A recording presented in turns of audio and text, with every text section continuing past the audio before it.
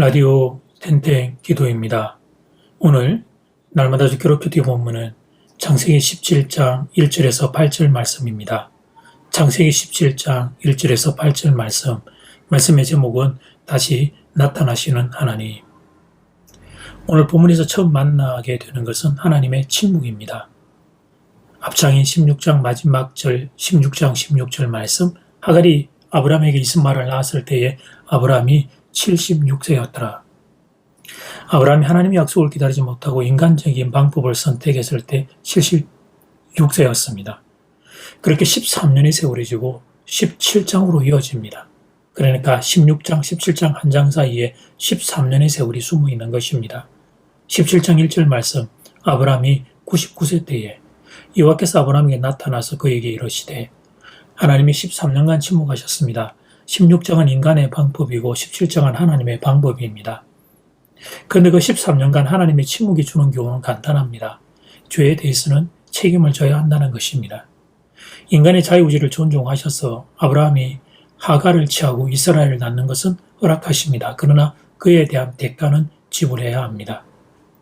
범죄를 하고 난 이후에 성도의 최고의 고통은 하나님과의 분리입니다. 일정 수준, 신앙의 경지에 오르신 분들은 아실 겁니다. 하나님의 침묵이 얼마나 무서운 것인지를 아실 것입니다. 기도가 안 됩니다. 기도가 막힙니다. 기도한다고 앉았는데 하나님이 듣지를 않으십니다. 하나님의 음성이 들리지를 않습니다. 찬송을 불러도 가슴이 답답합니다. 말씀이 내 영혼 중심으로 들어오지를 않습니다. 하나님과의 관계에 문제가 생긴 것입니다. 이것을 하나님의 침묵이라고 부릅니다. 죄를 지으면 그 죄는 하나님과 우리 사이를 가로막는 장애물이 됩니다. 아브라함이 그 세월을 무려 13년을 보낸 것입니다. 하나님과의 교제가 무엇인지 아예 몰랐던 사람이라면 견딜만 했을 것입니다. 그러나 이전에 아브라함은 하나님과 친밀한 교제를 누리던 사람입니다. 그런데 그렇게 친밀한 교제를 누리던 사람이 하나님과의 불편한 관계 속에 들어가게 되었으니 그 얼마나 답답했을까요? 눈앞에서 자라는 아들 이스마엘은 기쁨이었습니다. 그러나 또한 슬픔이기도 했습니다. 이스마엘을 볼 때마다 자신의 의심, 자신의 불순종이 떠올랐습니다. 죄책감이 느껴졌습니다. 그리고 하나님이 침묵하시는 것에 대하여 가슴이 답답해 죽을 지경이었습니다. 뭘 어떻게 해야 이 닫힌 문이 열릴 수 있는지 아브라함은 고뇌의 시간을 보내게 됩니다. 그 답답한 시간, 하나님의 침묵을 무려 13년간 경험한 것입니다. 사랑하는 여러분, 범죄하면 안 됩니다. 불순종하면 안 됩니다. 그러면 기도가 막힙니다. 아이들은 잘못했을 때 부모의 얼굴 보는 게 두려워 숨습니다. 아빠가 퇴근을 하고 집에 들어가면 이전에는 한달음에 달려나와 아빠를 맞이하던 아이들이 잘못을 저지른 날에는 자기 방에서 나오지 않습니다. 에덴 동산의 아담과 하와 범죄했을 때 하나님의 얼굴을 피해 숨었습니다. 인간은 죄를 지으면 하나님을 피하게 됩니다. 하나님은 거룩한 분이시기에 죄를 짓게 되면 거룩한 하나님을 볼 수 없기 때문입니다. 죄 지는 것을 쉽게 생각하면 안 됩니다. 하나님은 긍휼이 풍성한 분이라 우리를 용서하시지만 그러나 죄에 대한 대가를 지불해야 합니다. 그 가장 큰 대가는 하나님과의 관계에 금이 가는 것입니다. 우리의 영혼도 섬세하고 인격이신 성령님도 섬세한 분이십니다. 이 사실을 늘 기억해야 합니다. 그런 세월 13년 만에 드디어 하나님이 나타나십니다. 깨어진 하나님과의 관계 회복이 얼마나 어려운 일인지를 보여주는 대목이죠.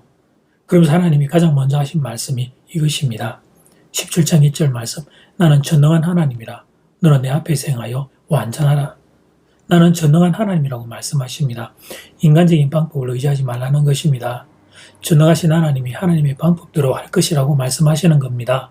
이스마엘이 아니라 사레의 몸에서 태어날 아들을 통해 후손의 대를 이어갈 것이라고 말씀하신 것입니다.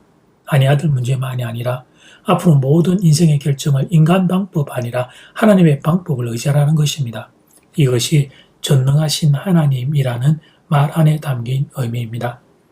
아브라함은 하나님의 음성을 들었을 때 단박에 알아들었습니다. 나는 전능한 하나님이라. 이 음성을 들었을 때 그게 무엇을 의미하는지 단박에 알아들었습니다. 아브라함에게 믿음이 없었던 것은 아닙니다. 하갈을 취하고 이스마엘을 얻는 과정에서도 아브라함에게 믿음은 있었습니다. 그런데 하나님을 온전히 신뢰하지 못했던 것이요. 그러다 보니 의심이 들었고 불안했습니다. 그래서 인간적인 방법을 선택했던 것입니다. 그런 자신의 마음을 하나님이 꿰뚫어 보고 계셨습니다. 아브라함의 문제가 무엇인지 하나님이 알고 계셨습니다. 그래서 하나님이 이렇게 말씀하신 겁니다. 나는 전능한 하나님이라. 그리고 너는 내 앞에서 행하여 완전하라. 이 말씀은 완전한 믿음을 가지라는 것이었습니다. 부분적인 믿음이 아니라 완전한 믿음을 가지라는 것이었습니다. 그리고 앞으로 하나님을 전능한 분으로 믿고 온전히 신뢰하라는 말씀이었습니다. 사랑하는 여러분, 하나님은 전능한 분이십니다. 하나님은 전능한 분이십니다. 그러니 그 하나님을 향해 완전한 믿음 소유하시기를 바랍니다. 부분적인 믿음, 깨어진 믿음이 아니라 완전한 믿음 소유하시기를 축복합니다. 이제 첫 번째 기도 시간입니다. 받은 말씀과 개인 기도 제목을 가지고 함께 기도하는 시간입니다. 이 시간 다 함께 마음을 모아 주님 앞으로 나아가겠습니다.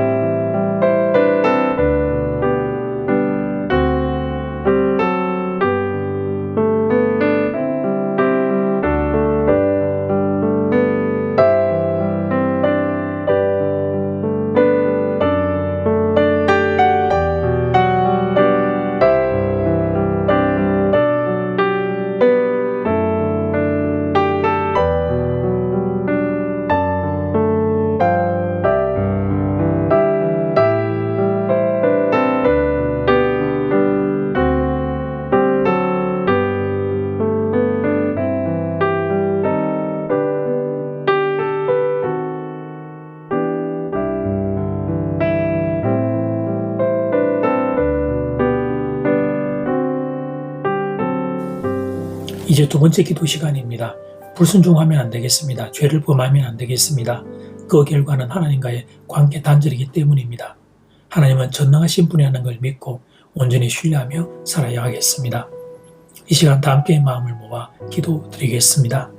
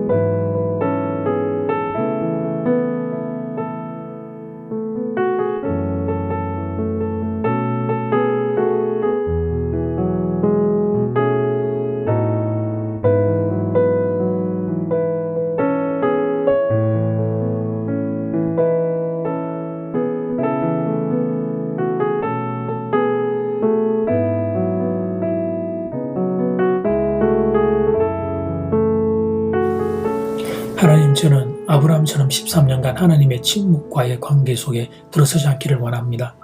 하나님과의 관계가 깨어지지 않기를 원합니다. 하나님과의 관계가 더 깊어지기를 원합니다. 세상을 살며 전능하신 하나님에 대한 의심 때문에 하나님을 신뢰하지 못하고 인간적인 방법을 선택하고 불순종하다가 하나님과의 관계가 멀어지는 일이 일어나지 않기를 원합니다. 사랑하는 교우들을 긍휼히 여기시오. 하나님, 믿음을 강하게 하여 주시옵소서. 완전하신 하나님을 믿고 하나님 전능하신 하나님을 믿고 온전하고 완전한 믿음의 소유자들 될 수 있게 은혜 더하여 주시옵소서. 예수님 이름으로 기도드립니다. 아멘. 이제는 각자 개인적으로 기도하시면 되겠습니다. 평안한 밤 되십시오.